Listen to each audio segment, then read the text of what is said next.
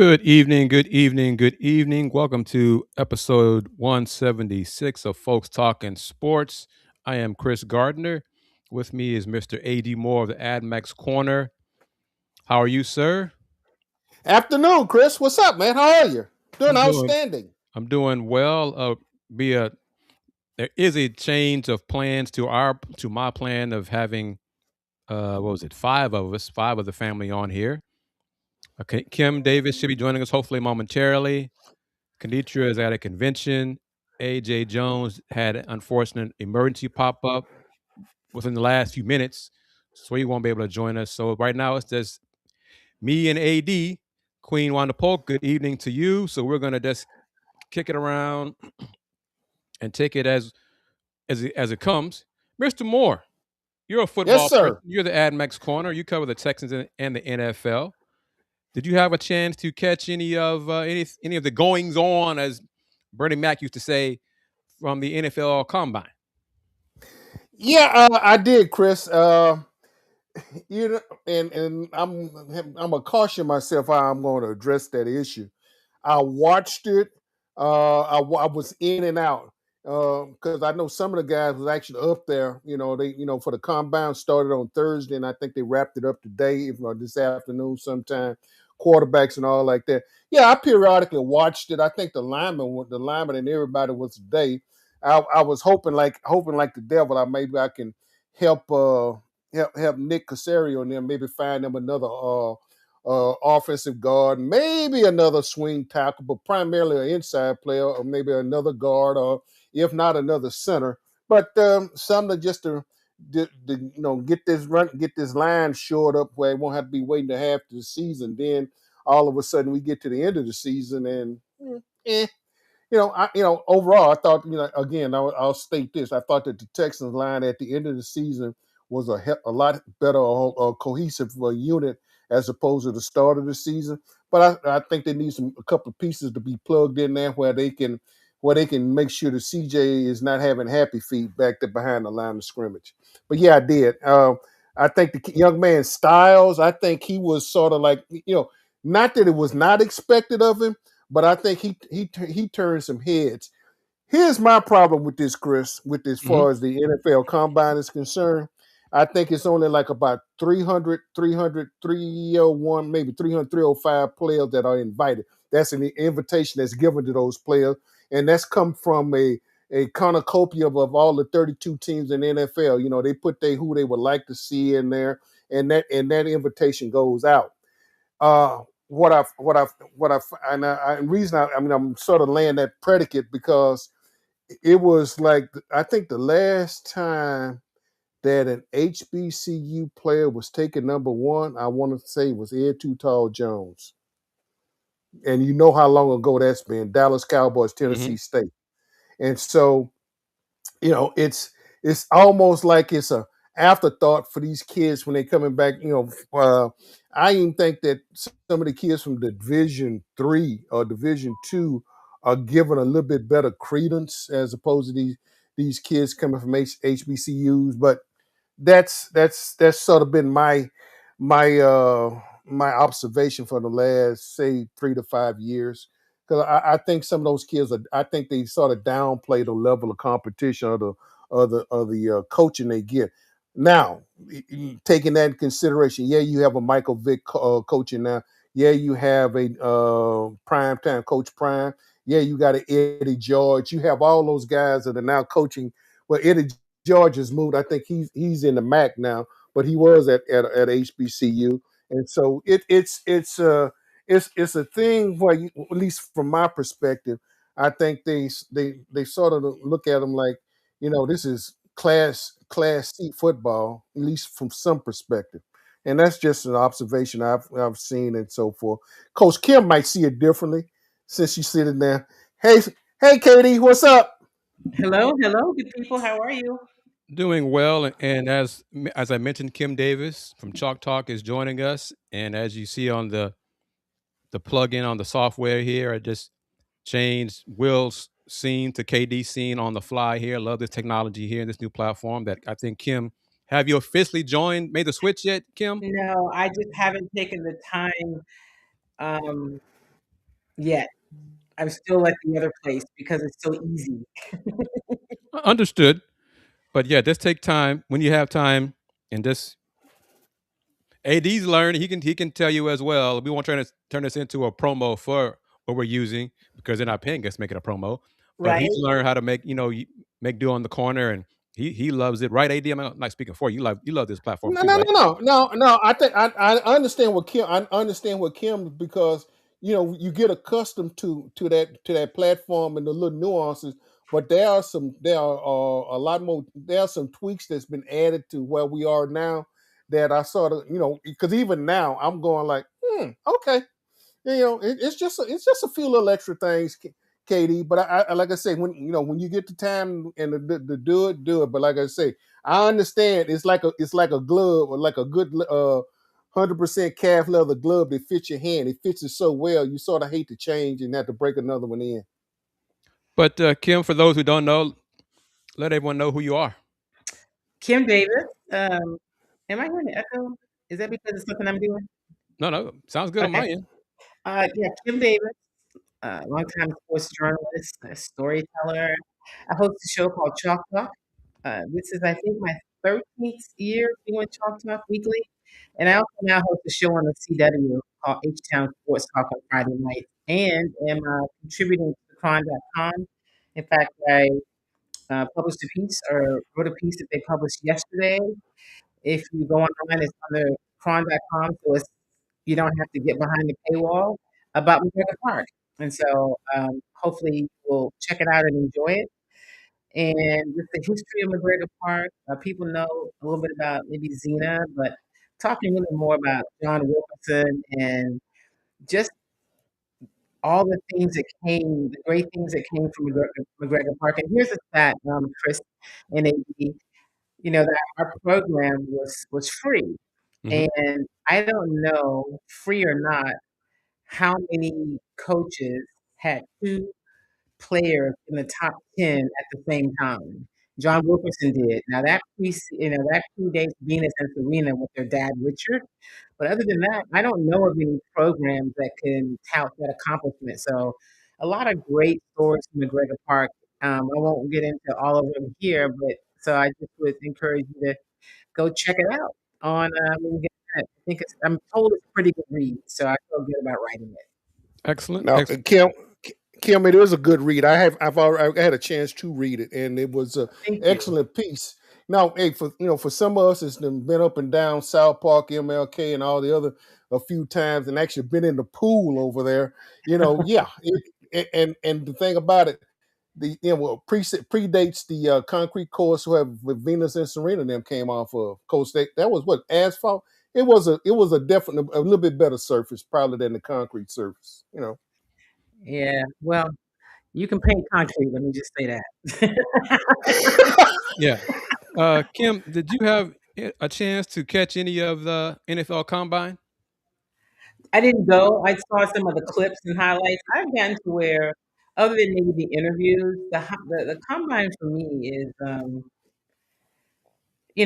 I get why they have it, and it provides opportunities for some players that otherwise may not be seen. But can you run straight? How fast can you run straight? How high can you jump? Or can you lift? The more I listen to coaches talk about whether or not that translates into how well you perform, and AB, the person that sticks out in my mind is a Kamari Lassiter, who they said ran a 4.65 at the combine. And when you watch Kamari Lassiter, the defensive back of the Texans play, I don't think there's anything about him that says he can't cover, he gets beat. And so you wonder, like, what do those numbers really mean? So, long answer to your story, I did not go. I went to spring training for a Hmm. few days, but I did watch some of the clips with her, some of the interviews, and so I did hear the general manager for the Houston Texans, Nick Caserio, call the conversation about trading C.J. Stroud moronic, and basically shut it down for this year because he was, to me, clear and saying CJ Stroud is our quarterback. He will be with the Houston Texans this year. Well, that's kind of what AD and AJ said on previous Folks Talking Sports, regarding CJ Stroud. I want to say this. got the ESPN little update news, breaking news, and this is sad news. Um, Colorado quarterback Dominiq Ponder died at 23. Coach Deion Sanders said today Oh wow. there was no immediate word from the university on the circumstances surrounding Ponder's death. Quote Mm, from Deion: Dom was one of my favorites. He was loved, respected, and a born leader. Let's pray for all that knew him and mm. had the opportunity to be in his presence. Lord, you're receiving a good one, end quote. So 23 years old. He was a third year sophomore from Florida, the state of Florida. Spent the past 2 seasons with the program after transferring from Bethune Cookman. So he appeared in 2 games last season. 23 years of age. Wow. Yeah, when I hear these stories, and we're hearing them unfortunately far too often. Even if you say, "Oh, we just hear one or two," that's too many. Whatever the circumstances are, we don't know yet what the circumstances are with him, but he's 22 or 23. 23. 23 years old is really young, Mhm. and so, yeah, definitely praying for his family. That's gotta be tough to get Yeah. that phone call. On a brighter note, you mentioned it. You were in spring training with the Astros. So what did you see? And I'll be quiet because it's baseball. So, a few things. We got a chance to talk with Lance McCullers, and he has been really on this roller coaster or treadmill the past few years, trying to get back since he got injured in 2022, right after he signed the last contract. And it's clearly he is at a place now where, I mean, he wants to get back to play. He was very emotional when he talked about his future. He wants to get back and play because he loves his team, he loves his city, and a fan base, and he wants to be able to play and compete. But he also said if that's not what's in the cards for him, um, he's going to be okay with that too.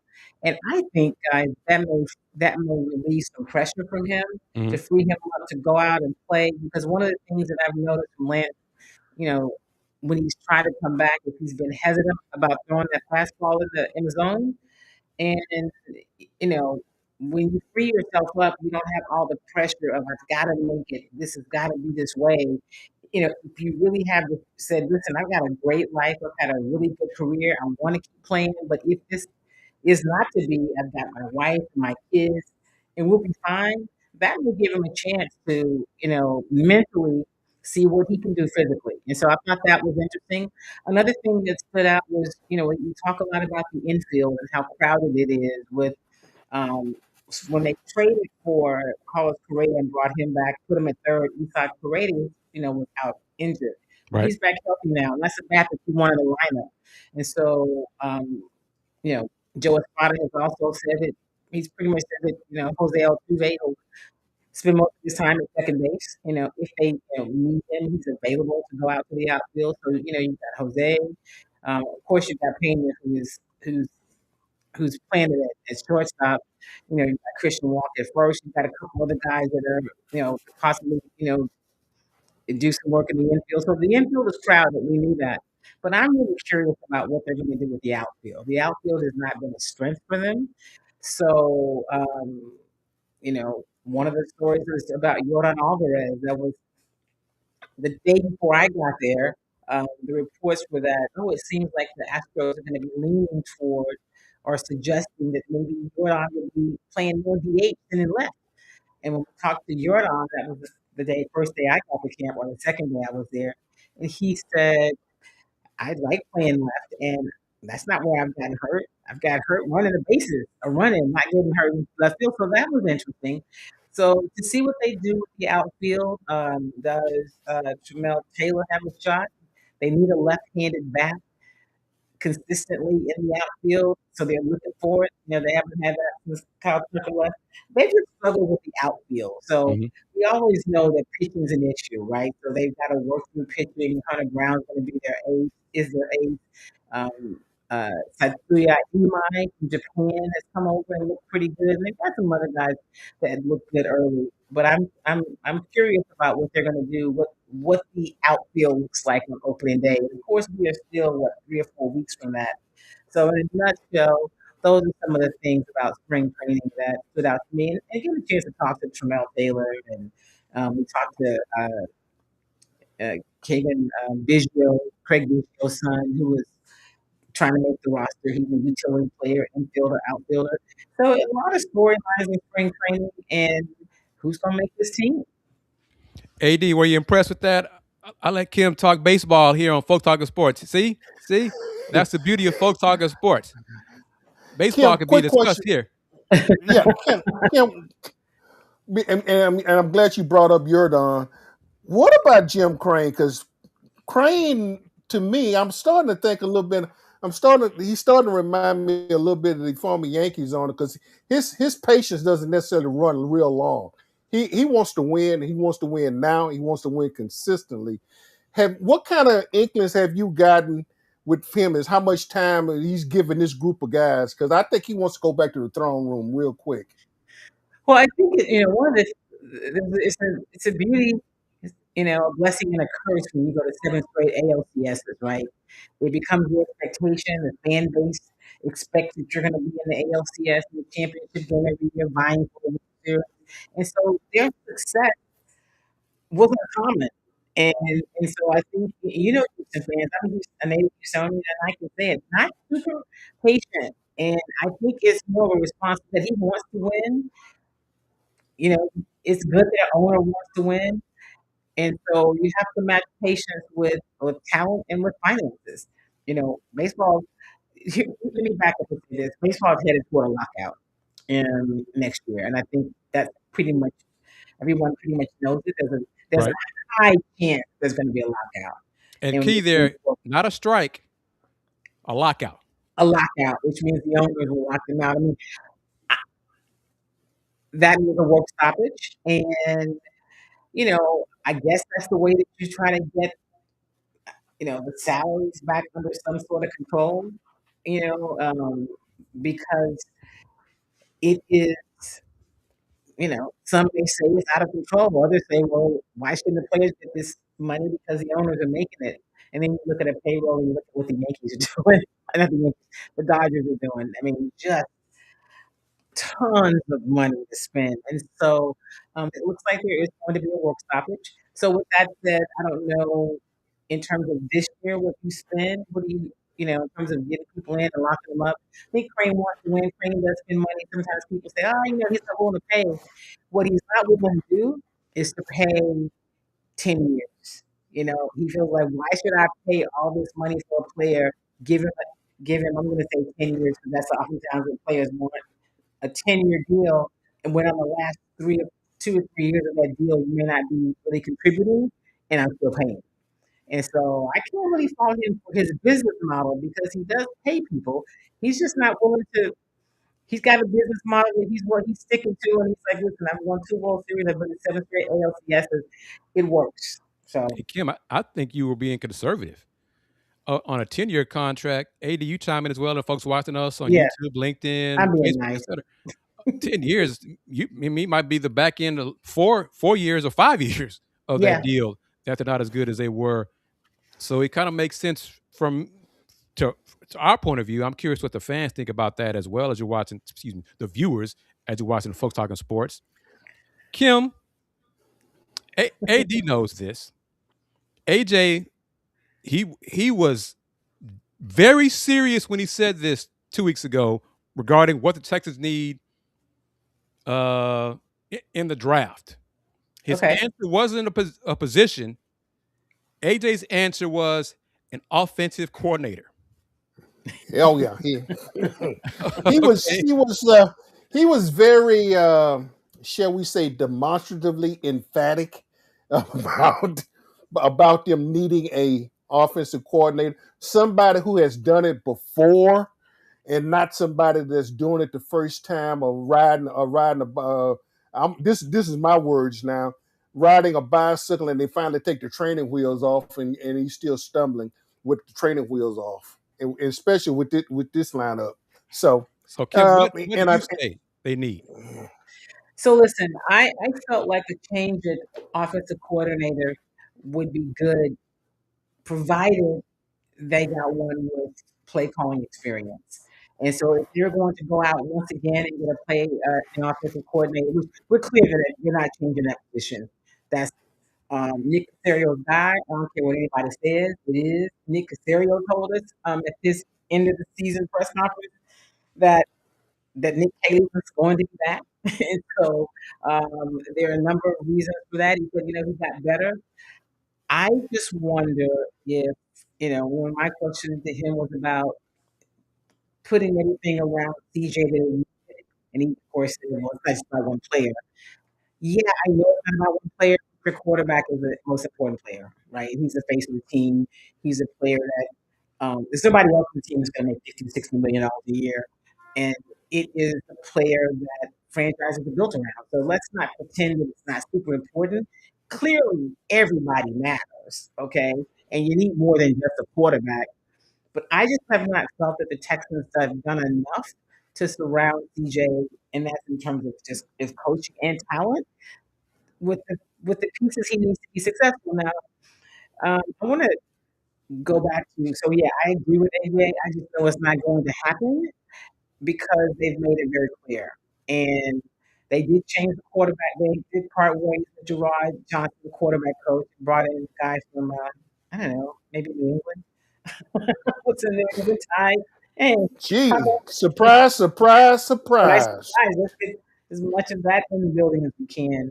Um, but I want to offer this up. While Nick Caserio was emphatic about how they feel about CJ, he's our quarterback for this year. He said this year, right? Hmm.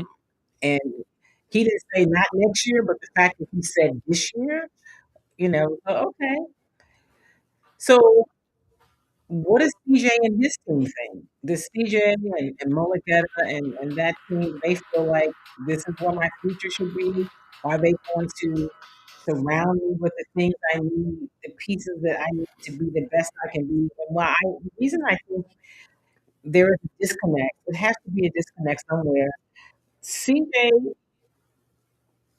what CJ's strengths are, it seems the offense is something different. And that's not a knock on CJ. It's kind of a knock on the offense. I feel like this so reminds me AD of Bill O'Brien. Why do you want him to fit the offense instead of designing an offense that works to the strength of your quarterback? I I just think that's problematic and AD, what do you not say? necessarily a recipe for success. Well, let me backtrack real quick. They said that was a mutual decision between the Texans and Gerard Johnson leaving. Mhm. Now, let me just say this, quote unquote. How mutual was mutual?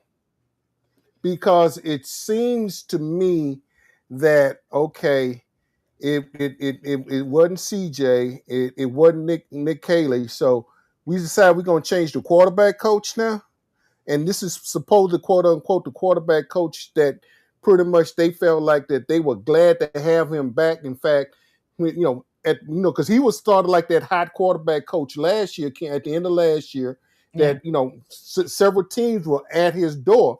So when all of a sudden I look up and see that that was a mutual decision to part ways, I sort of underline the word mutual, and I'm sort of going like, how mutual is mutual? In other words, we're not offering you another contract, so I guess you got to go. Is that what we're Yeah. talking about? And so that's the other thing. I feel like so CJ's been here for 3 years. He's going into year 4. He's on his um, Rookie contracts. still rookie contract, but he's on his. Yeah, but He's had 2 offensive coordinators. Now he's going to have a second uh, quarterback quarterback coach. coach. Yeah. He has the line has changed. It flipped over completely. It hasn't been great at all. And so while we talk about it getting better last year, the bar was a little low. Hmm. So yeah, it was better. And it will probably change a lot again. I mean, what are they going to do with the offensive line? You hear Nick talk about it. He thinks it's time. You hear D'Amico talk about it. Yeah, I heard him on an interview on the NFL Network, and the host asked him about his needs. He thought, and he said offensive line and running back. Which I think we all kind of see that. And speaking of running back, we hear Nick from the combine say that it seems that Joe Mixon has had on-season surgery, and so they're looking for running back. So there's a lot of uncertainty around this offense in terms of the pieces, skill positions. I think it's exciting that Tank Dell is practicing and could come back. I think it's not realistic to put all of the expectations on what that looks like. Agreed. His injury was catastrophic, and he is going to do everything he can. But will he be? How much of that level of dynamic Tank Dell are you going to see? It won't be for any fault of him not giving it all he has, but physically, I've just heard it take some time to come back from injury like that. The good thing is he's young, Hmm. but he's also little. Yes. Very, very, very much so.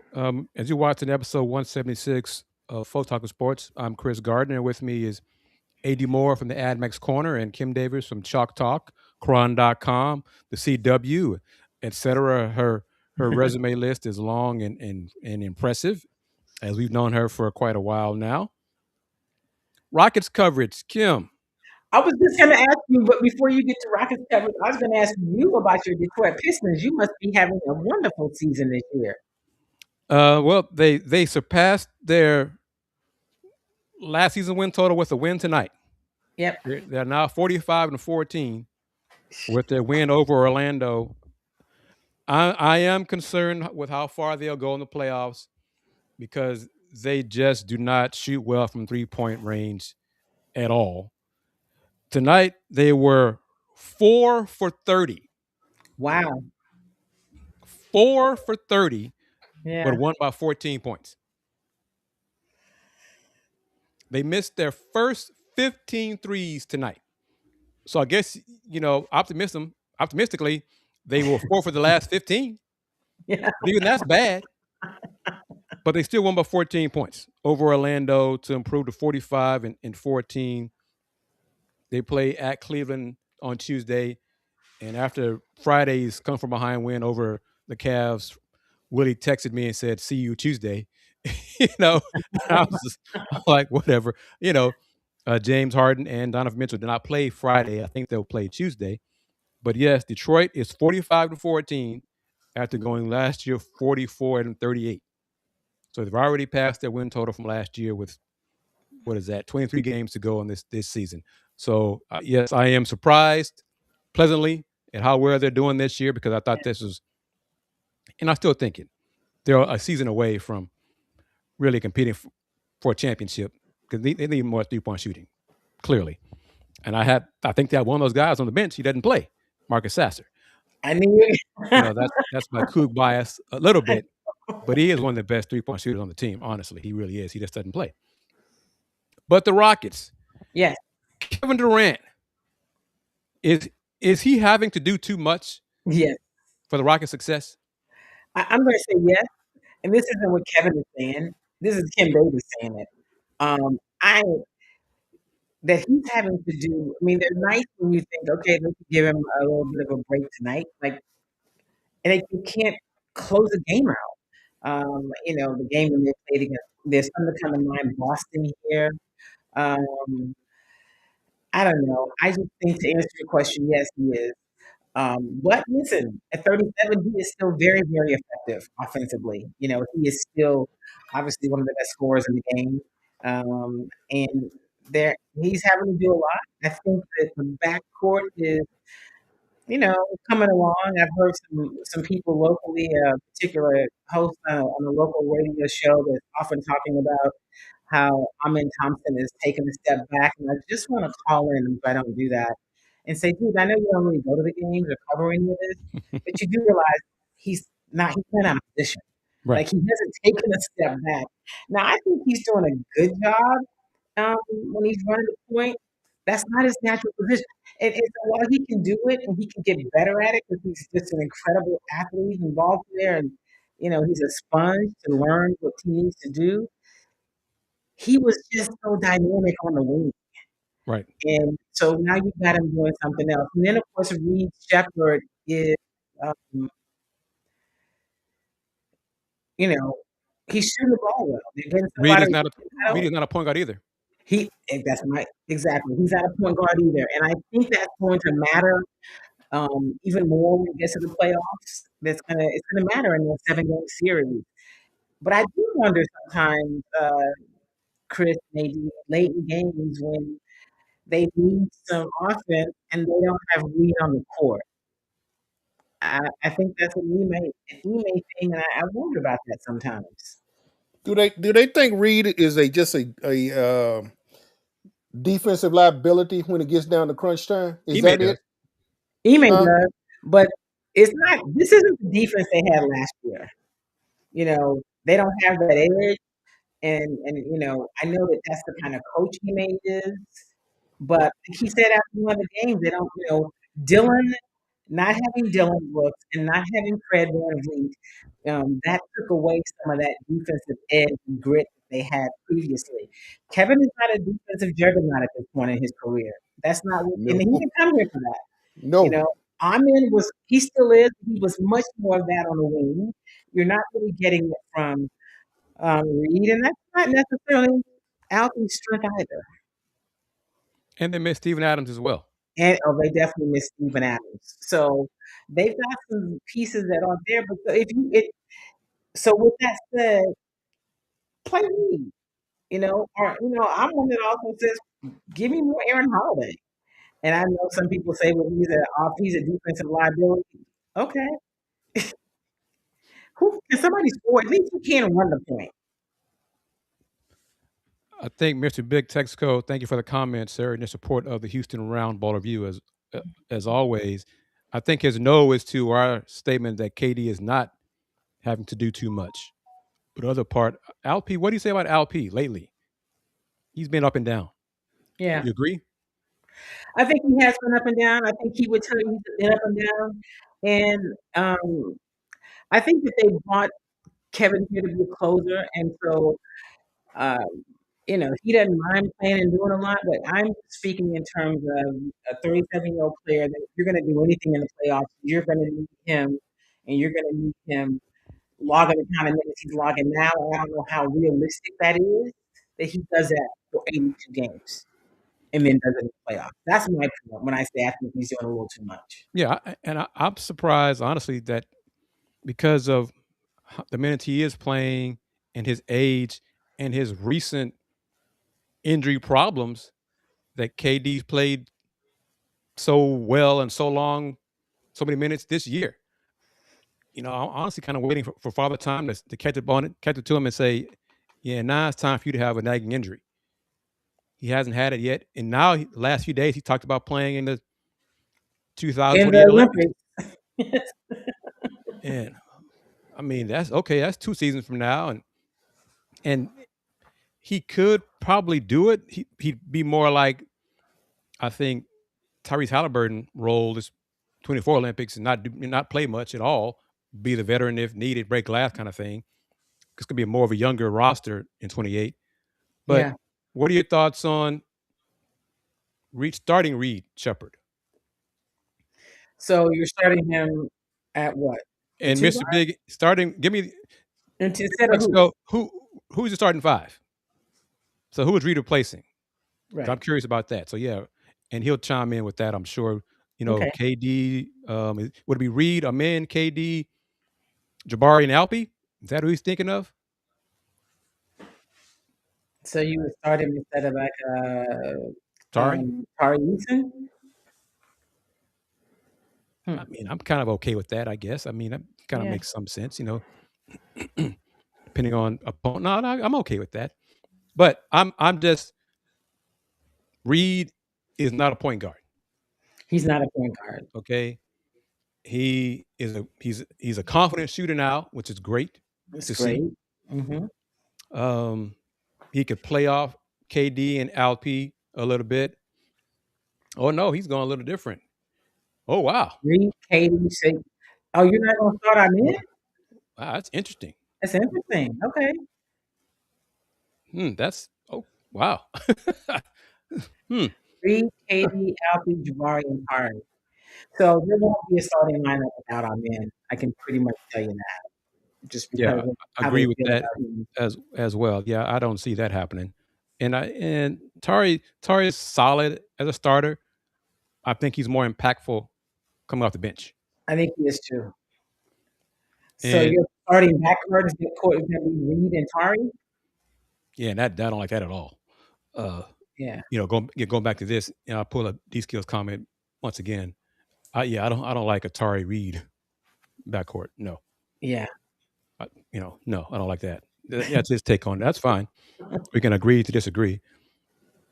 Now, D Skills, the producer of the new intro for FTS. Thank you, as always, my man.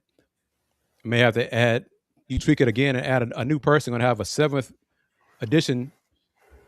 person joining the show next Sunday, Miss Laquita Thompson. She'll be joining us. So we're going to have 3 women and then 4 men, and then we'll rotate based on availability. So I need she's to agreed get to join the show. Skills Town information. Maybe you can help me with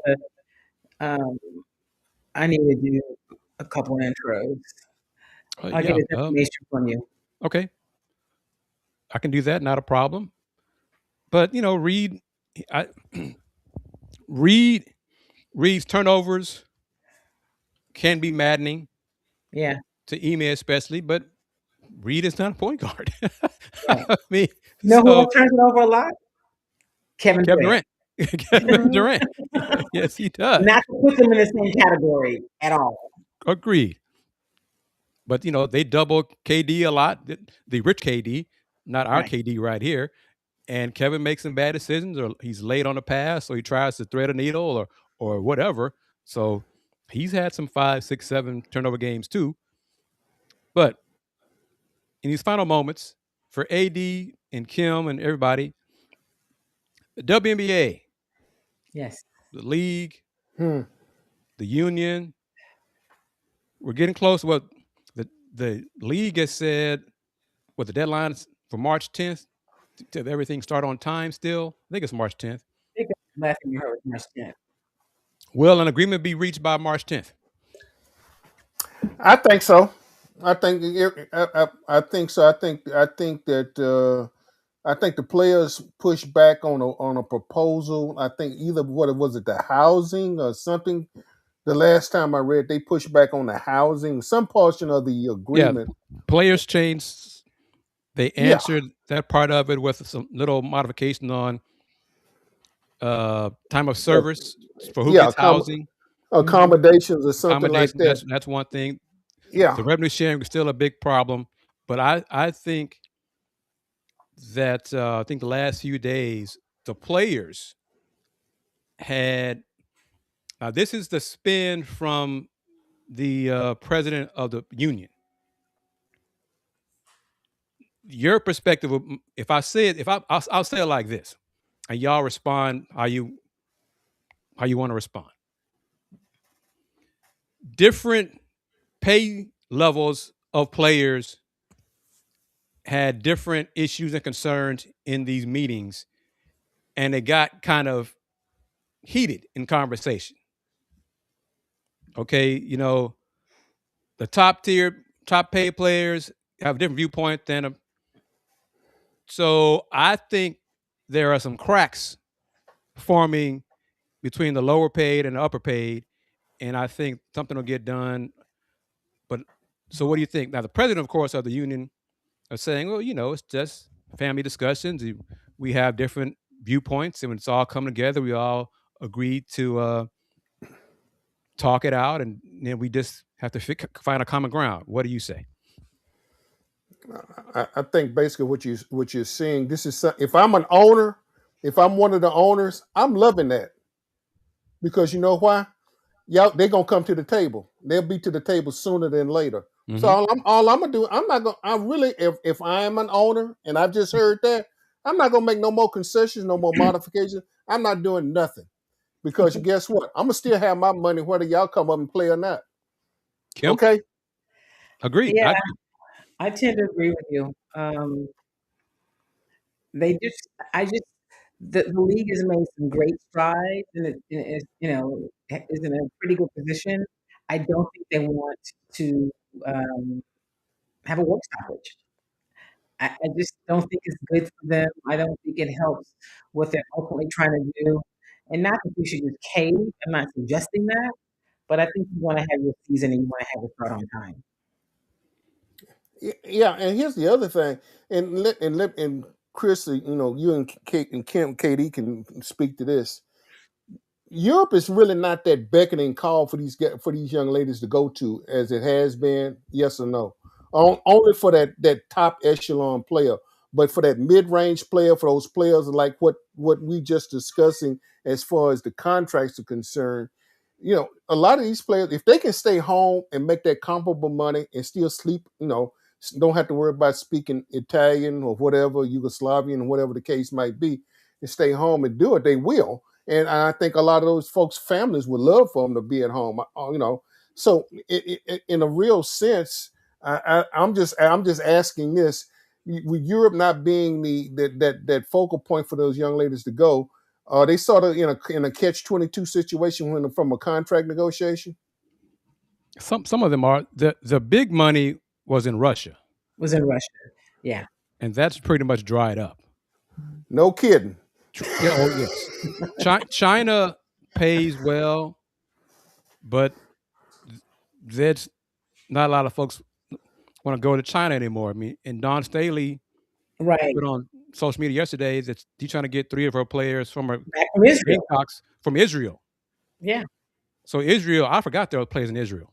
I forgot that too. And when I saw that, I was like, what? I'm like, oh, Yeah. that's So right. there are still players who play overseas in different countries. Israel is one of those options because the pay is solid. Yeah. But with more games domestically, unrivaled, what is it? Athletes Unlimited, I think that's what it is. AU. What do you think about the unrivaled league? I think it's good, but they're having a problem now. Yeah. Players are getting injured. Yeah. Aaliyah Boston's out with a lower extremity injury. That's never good. So now you got WNBA stars getting injured in other leagues. That's probably going to give pause to some of those players. Yeah, I'll wait for the WNBA. I'm good. So let's get a deal done, and let's try to get as much as we can from this deal as possible because we're not going to get everything. But the issue comes down on both sides. Right. If we agree we don't want the season to have a delay in the start of the season, then both sides have to agree to, okay, what can we accept and agree as soon as possible? Because the momentum will wane. And as much as people love the Caitlin Clark effect and the popularity of women's basketball on the upswing and all those women's sports in America on the upswing, if there's a work stoppage, some of those fans Be I can watching do without you. baseball. Yeah, I No, can they do be without watching. you. Listen, They gonna be watching baseball. it definitely hurts the momentum. And even in sports that have been, you know, around longer and had bigger audiences, work stoppages are not good for the game. Agreed. And it's not good for the players. And so, yeah, I think whatever they can do to get something that they can feel, good about, okay, we feel good about what this next deal is, the CBA would be. Um, but but try to avoid a work stoppage. Yeah, agreed. And let's wrap it up there. So she has so many irons in the fire, but I'm going to toss it to her. And this is just a couple of things that on her 80, get ready. But Kim, here you go. Okay. Oh, I'm supposed to tell you. Okay, so listen. First of all, you can follow me wherever you're watching this. You can follow me on Twitter at Kim Y Davis. You can follow me on Instagram at Kim Y Davis Media. Also on TikTok. But if you and then you can find out when my show airs. It usually airs on Tuesday mornings, Chalk Talk, but it depends on kind of what's happening in the world of sports. And then every Friday night on the CW at 10 p.m., I co-host a show called H Town Sports Talk. And so if you like 10 o'clock, it's a Friday night. If you don't watch it live, you can DVR it. You can catch it on the app. and or download CW39 Plus. There's a free streaming app, so you can watch it wherever you live in the country. You don't even have to be in Houston, but check it out. I'd love for you guys to support it, and I'd love to hear from you.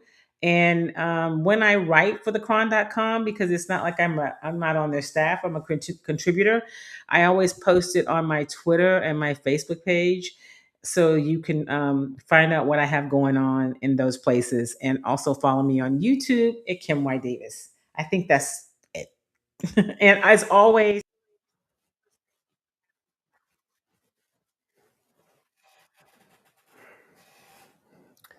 Yeah, we not envious. We not envious, Kim. No, hey folks, hey, as always, appreciate the opportunity. You can find me on IG and Threads at AdMax Corner. Twitter, I still call it Twitter because I haven't got my check from X yet. AD_more64. And also at AdMax Corner YouTube channel. And as Chris probably alluded to it, with the season being over, I get a chance to breathe. I can get a chance to watch my compadre Kim Davis, because every time I look up, I'm like I said, the article she had written as a contributor for Cron.com was it was a good piece, and and I was glad to catch it. I was thumbing through, and I looked up and went like, "Wait a minute, she's over here now." So that was a good kudos. But as always, I'm appreciative and thank you for the opportunity. Also, we didn't get a chance to talk about it, but the Texans getting ready to get a new home, Chris, and Kim took a big sigh. I'm glad. I'm glad we were able to get it from I the had that abyss. thought to bring it up, and I forgot it. Well, that's okay. They got it. It won't really debut until 2029. But I think they've already dug a spade of dirt out. Officially dug a spade of dirt out. So they're out there on the northwest side, Beltway 99 and in the Bridgeland area, about 24 acres dedicated to the Texans out of an 83-acre tract. So here's quickly. Let me just say this. I'm sort of looking around. I still think the Texans will be at NRG for an extended period of time, but there is enough room if they desire, because I'm sort of thinking about the 49ers where they play at. Even though they San Francisco, but they play in Santa Clara, and that's 20 some miles away. So I don't. For the time being, the Texans will be for definitely still at NRG. they will fulfill their lease, which gives them 6 more years. And after that, I think they will be looking to build out in Breachland. That's just Uh, what I think. Yeah, well, you know what? It's still enough property out there. Yeah. It's just it's the egress and the egress and the avenues of getting in and out of that place is going. That's going to have to be the deal, because trying to get to Levi Stadium, and I know from the last time out there, even though Super Bowl or no Super Bowl, it's still a tough way to get in and out of that place. Thank you both, Kim Davis and AD Moore. Thank And you, they Chris are part Bryant. of the Folks Talking Sports family, and we're going to base on their availability. We might have a full slate of 7 on a few shows, and some might be like 3, between 3 to 7 on Folks Talking Sports in the future. But this is this is my plan, what I envision. This is part of what Max Edison, may he rest in peace, Yeah. he envisioned for us years ago. So I'm trying to do my part to keep that going. So thank you to everybody watching. Thank you for your comments. Hope you enjoyed it on Facebook, LinkedIn, YouTube, Twitch, etc. Thank you as always. And you can follow FTS on IG and Threads at Folks Talking Sports. That'll do it until next Sunday for episode 177. We're getting closer to the Big 12 tournament. Women's tournament starts on this Wednesday. The Cougars women's team finished up the regular season today with another loss.